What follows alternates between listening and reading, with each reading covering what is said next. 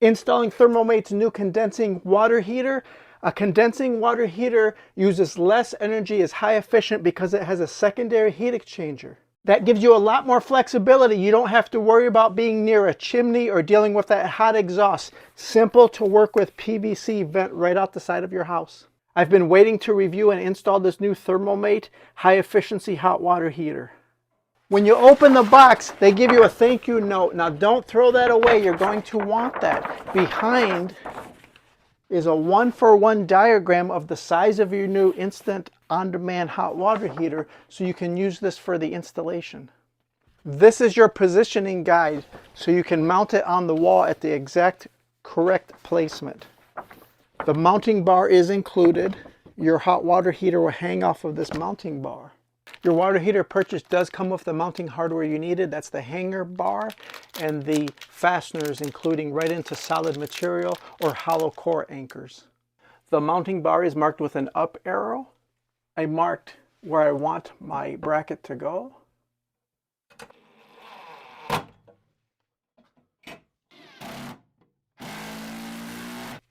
I have observed it's 24 inches or 2 feet from the top of the mounting bracket to your bottom bracket if you want to secure it down low as well.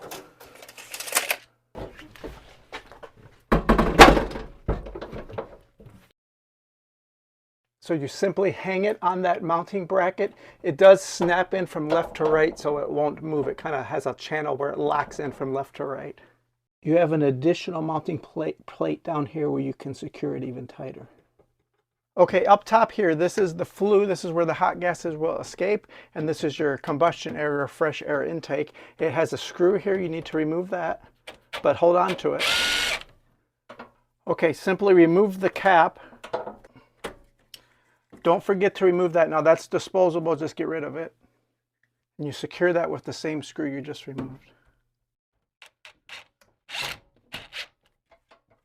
Now for your water heater, you always want to be working with Schedule 40 PVC. 2-inch is the correct measurement. And then to attach fittings, such as your elbow pieces, you use a 2-part primer and PVC cement. Could not be easier. You cut PVC with any ordinary handsaw.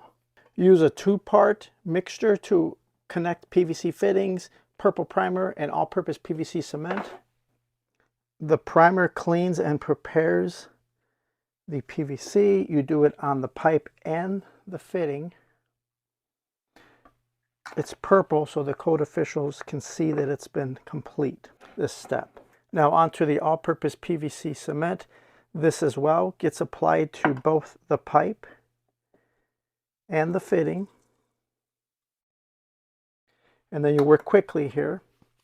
You hold them together, give it a little bit of a twist, and hold it together. 30 seconds is what the manufacturer recommends. The end of your fitting is flared, so it tends to push out, so you want to keep it tight. I find after 10 seconds it seems pretty strong, but 30 is what the manufacturer says, and then your PVC fittings will last forever. Nice and strong.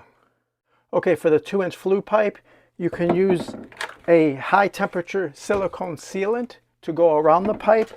There's also a gasket in there where you can feel it's going to grab onto the pipe nice and tight.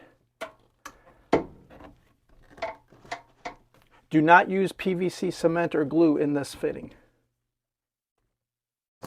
On the flue installation, there's several pages in your owner's manual dedicated to exactly how to terminate that PVC flue pipe outside and how to safely do it.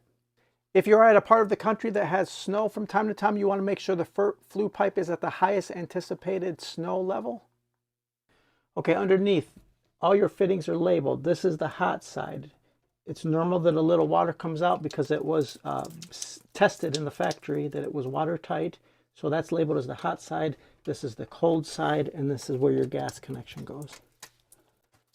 Now for this step, you can purchase water heater valve kits. They make your life so much easier. They include everything you need for an on-demand water heater installation. You have your cold shutoff valve. You have your hot shutoff valve and a 3/4 connection for the pressure temperature release valve. And you do have the safety temperature release valve. That will make your life easier, and it's cheaper than buying these components individually. All the product links will be in the video description down below. Let's start with the tape thread sealant. This is pipe thread sealant. Now any blue or white labeling is for water only, and any yellow labeling is for gas service only. Take the sealant tape. These will seal the grooves up tight. You're going to want to keep it somewhat flat as you're rotating, and you'll want to go clockwise around the threads. 3 trips around is usually sufficient. These are 3/4 inch fittings, which is the most common size for residential main water lines. I'm going to have the pressure release valve pointing that way. So yeah, you decide on the direction that you want that to point, and then with any pipe wrench, adjustable wrench or spanner, simply tighten that up. Pressure temperature release valve. This is for safety. These are required on all water heaters. These are required on all water heaters. 3 trips around with the sealant tape. Again, clockwise around the grooves as you're looking into the grooves. And you want to finish with that pointing down or away from humans. There'll be a 3/4 inch extension pipe for safety on that.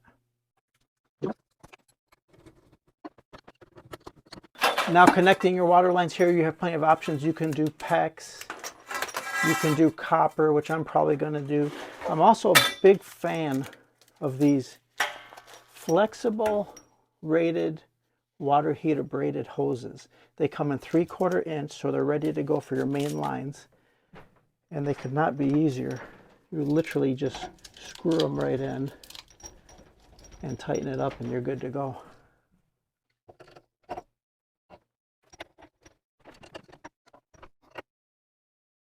Okay, onto the gas line. Okay, onto your gas connectors. Make sure the labeling shows it as rated for water heater use for safety. Now here's where I'm going to switch from the water thread sealant tape to the gas sealant tape. It's marked as yellow for safety. It's rated for gas thread sealant. You can feel it's a lot thicker. Okay, with high efficiency water heaters, you will have a condensate drain line. Water comes out of that, so you need to drain that off. You can use rigid pipe. You can use flexible hose. It should go to an approved drain or condensate pump. And no, I did not forget about the extension pipe. This is a 3/4 inch safety extension pipe from your pressure release valve. Your code and jurisdiction will likely require that.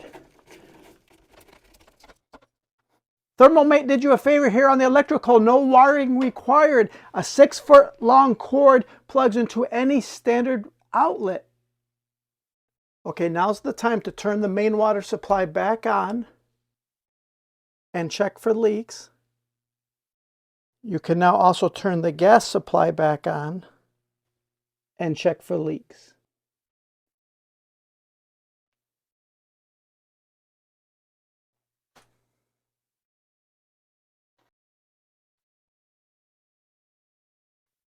Okay, you have the pressure temperature release valve. You have the hot side with clean out and shut off. You have the cold side with clean out access and shut off. Gas connector and condensate drain line. 125 Fahrenheit is factory set for the max. You can go up or down depending on your preference.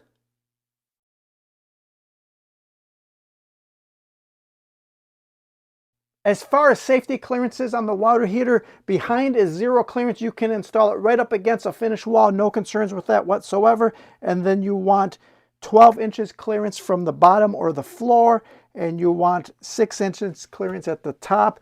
The flue pipes are safe to go right through finished ceilings. In the front of the water heater, you do want to plan for 6-inch clearance minimum. The owner's manual is quite thick. It gives you lots of safety tips and advice for the installation and operation of your new high-efficiency water heater. I knew you could do this yourself.